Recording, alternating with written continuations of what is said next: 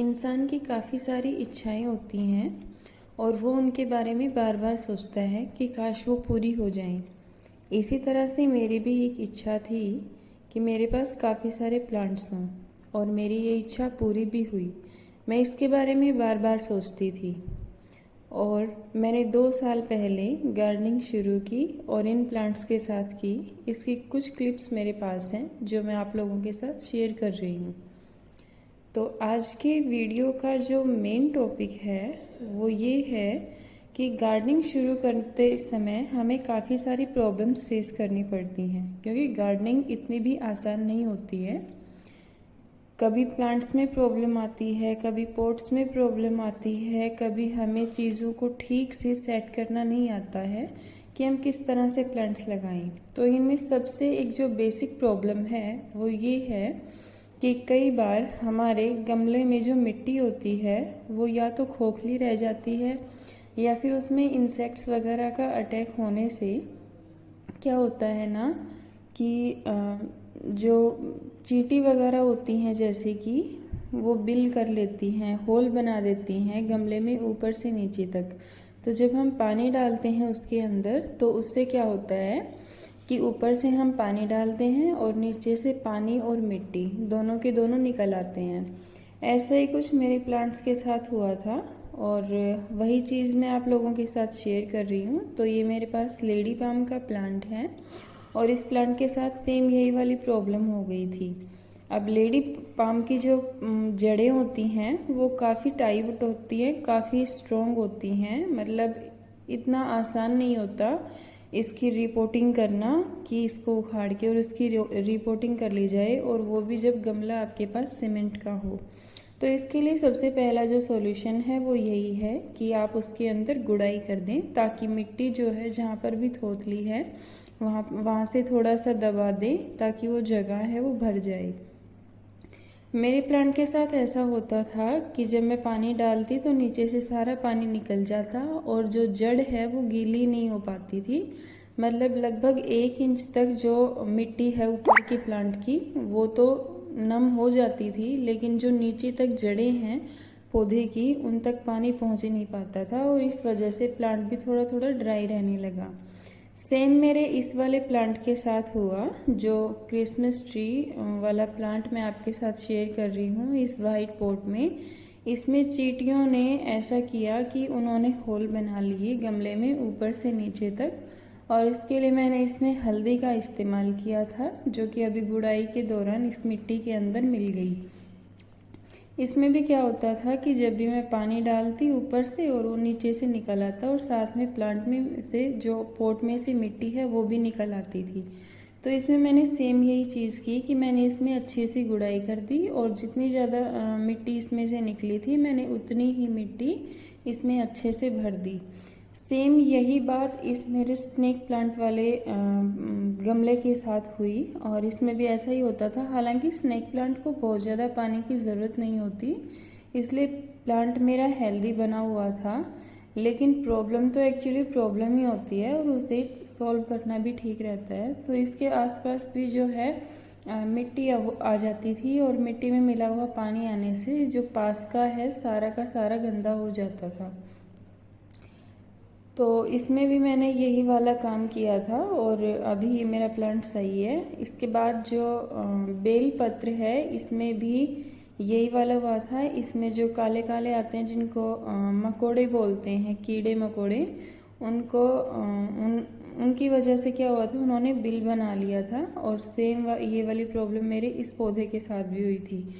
मैं ये सारे इसलिए शेयर कर रही हूँ क्योंकि मेरी तरह आप मतलब मेरी तरह और भी काफ़ी सारे लोग हैं जिनको ये प्रॉब्लम फेस करनी पड़ती है। इसके लिए क्या सॉल्यूशन होता है, तो देखिए सबसे पहले तो इस प्रॉब्लम को सॉल्व करना बहुत ज़रूरी है। अगर आप इसे सॉल्व नहीं करेंगे तो क्या होगा कि आपका प्लांट जो है वो मरने लग जाएगा, क्योंकि अगर उसकी जड़ तक ही पानी नहीं पहुंचेगा, सारा पानी निकल जाएगा, तो फिर पौधे की ग्रोथ कैसे होगी। तो इसके लिए सबसे पहला काम है वो आपको गुड़ाई करनी चाहिए और अगर पॉसिबल हो तो आपको पौधे की रिपोर्टिंग कर देनी चाहिए और रिपोर्टिंग में दोबारा से आपको ठीक से जो मिट्टी है वो भर के और अपने गमले में लगानी चाहिए, उसमें फिर पौधा लगाना चाहिए। तो देखिए केयर करना तो प्लांट्स की बहुत ही ज़्यादा ज़रूरी है। मेरे जो बाकी के सभी प्लांट्स हैं जिनमें ये वाली प्रॉब्लम नहीं है वो सारे के सारे एकदम हेल्दी हैं। और ये वाला क्रिसमस ट्री बिल्कुल येलो पड़ गया था, लेकिन मैंने इसकी केयर की और वापस से इसकी पत्तियां ग्रीन होना स्टार्ट हो गई हैं। ये मुझे थोड़ा कम अच्छा लगता है, लेकिन कई कई बार बहुत ही अच्छा लगता है क्योंकि इसकी जो पत्तियां हैं वो ठीक से शेप में नहीं है। मैं चाहती हूँ कि थोड़ा सा और ग्रो कर जाए तो मैं इसकी शेप बना दूँ। अभी इसमें पत्तियां जो हैं वो ग्रीन आने लगी हैं नई नई, लेकिन पहले एकदम येलो हो गई थी, मरने के कगार पे था ये पौधा। सेम मेरे एरिका पाम के साथ भी यही हुआ था और उस प्लांट को भी मैंने वापस से ठीक कर लिया। और बाकी तो सभी के सभी लेडी पाम भी और सारे के सारे प्लांट मेरे एकदम ठीक हैं। और ये मेरे गार्डन का जो छोटा सा टूर है वो मैं आप लोगों को दे रही हूँ, क्योंकि मैं बहुत ही कम दिखा पाती हूँ अपने गार्डन को। ये मैंने अपने घर में ही लगाया हुआ है और इसमें मेरे पापा ने मेरी बहुत मदद की है, क्योंकि मुझे प्लांट्स का काफ़ी शौक़ है। और जब मैंने अपने पापा को बताया कि ऐसे ऐसे हैं और कुछ पौधे ले आते हैं, तो सच में मेरे पापा मेरे लिए इतने सारे प्लांट्स लेकर आए। ये मैंने इस छोटे से पॉट में धनिया लगाया हुआ है और ये अभी थोड़ा छोटा है, तोड़ने लायक नहीं हुआ है। इधर एग्लोनेमा वगैरह सारे के सारे प्लांट्स मेरे एकदम हेल्दी हैं और काफ़ी प्यारे भी लगते हैं। हर कोई पूछता है कि आप कैसे करते हो, इतने प्लांट्स को कैसे संभालते हो, कैसे संभालते हो। देखिए गार्डनिंग मुश्किल है, लेकिन इतना भी ज़्यादा मुश्किल नहीं है कि आप कर ही ना पाएँ। अभी देखिए ये जो बैम्बू प्लांट है इसमें क्या है कि नई पत्तियां आने वाली हैं, लेकिन नीचे से ऐसा लगता है इसको देख के कि ये पौधा मर जाएगा, लेकिन मैं इसको मरने नहीं दूंगी। इसमें और भी नई पत्तियां आएंगी, इनकी गुड़ाई वगैरह करके मैं सारे प्लांट्स को अपनों को सही कर लेती हूँ। ये वाला प्लांट भी मेरा ख़राब हो गया था, मैंने इसको फिर से ठीक कर लिया, लेकिन उस वक्त क्या है कि मैं वीडियो रिकॉर्ड नहीं कर पाई क्योंकि उस टाइम पे मैंने चैनल नहीं बनाया हुआ था और अभी मैंने कुछ टाइम से ये चैनल बनाया है। ये जो है ड्रेसेना फैमिली का प्लांट है और ये क्या है, इसका मदर प्लांट तो ख़त्म हो चुका है, लेकिन ये बेबी प्लांट था और मैंने इसी को बचा लिया। इधर स्नेक प्लांट हैं जो मैंने छोटी छोटी पत्तियों से लगाए थे और अब देखिए मेरे पास कितने सारे हो गए हैं। और इधर एक क्रिसमस ट्री है, ये करीब 1.5 साल हो गया है, छोटा सा लेकर आए थे हम और अभी इतना बड़ा हो गया है। इधर है डाइफेनबेकिया यानी कि डम्ब केन, टॉक्सिक प्लांट है ये और काफ़ी प्यारा लगता है। अब इनको मैंने कबाड़ वाले जो डब्बे थे उनमें लगाया हुआ है, लेकिन मैं इनकी रिपोर्टिंग करूँगी और इनको अच्छे से सुंदर जो पॉट्स लाके और उनमें सेट करूँगी, उनमें लगाऊँगी। इधर ये सारे के सारे प्लांट्स मेरे एकदम हेल्दी हैं।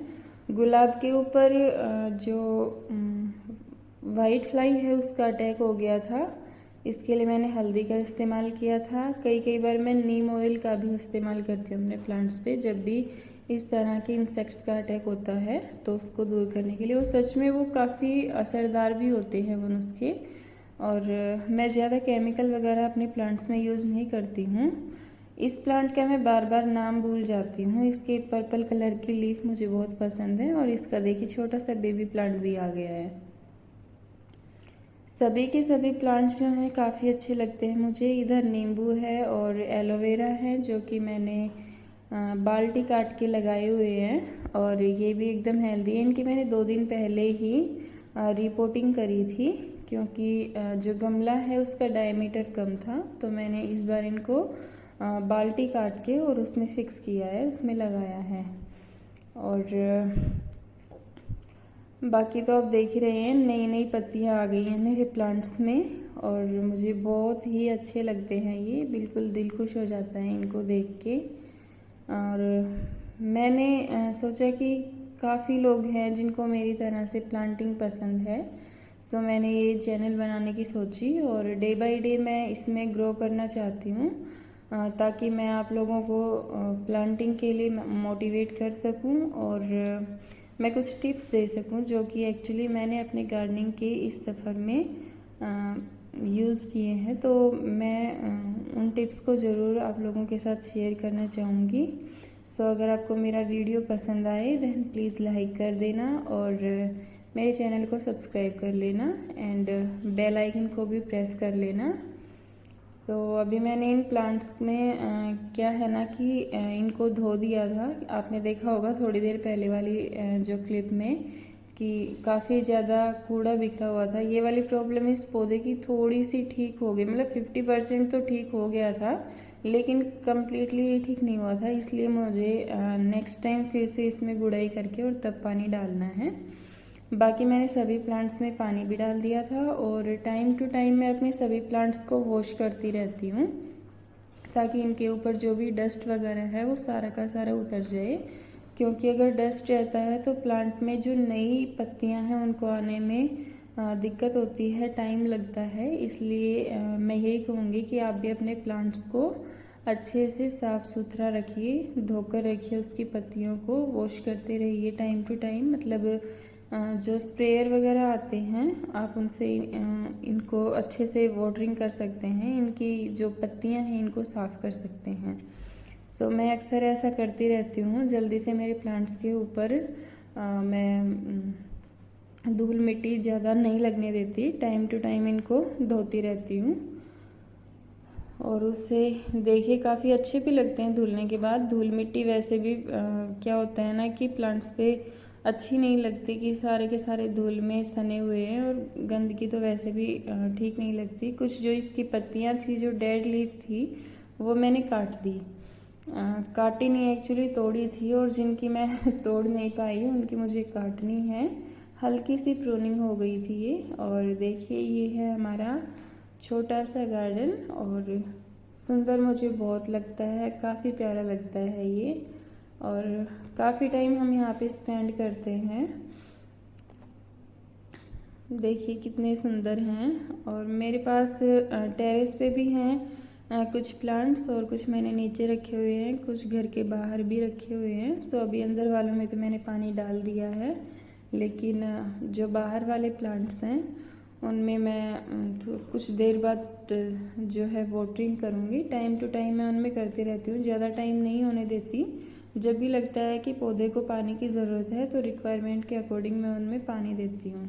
सो कुछ प्लांट्स जो हैं वो मैंने सनलाइट में रखे हैं, कुछ जो हैं उनके ऊपर सनलाइट नहीं आती, बस छन छन कर थोड़ी सी धूप आ जाती है। सो इंडोर प्लांट के लिए वो काफ़ी है। ये मैंने सॉन्ग ऑफ इंडिया प्लांट की कटिंग्स तैयार की थी। सो देखिए कैसी हो गई है।